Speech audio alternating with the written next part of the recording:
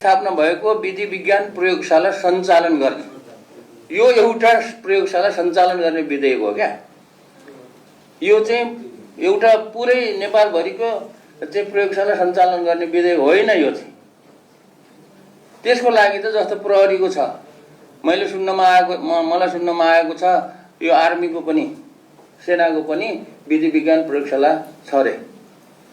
र अब भोलि भविष्यमा गएर अब के हुनसक्छ, 10-20 वर्षपछि कुनै चाहिँ प्राइभेट एजेन्सीले पनि सरकारबाट स्वीकृति लिएर चाहिँ विधि विज्ञान प्रयोगशाला खोल्छु भन्यो भने उसलाई पनि त खोल्न दिनुपर्ने होला।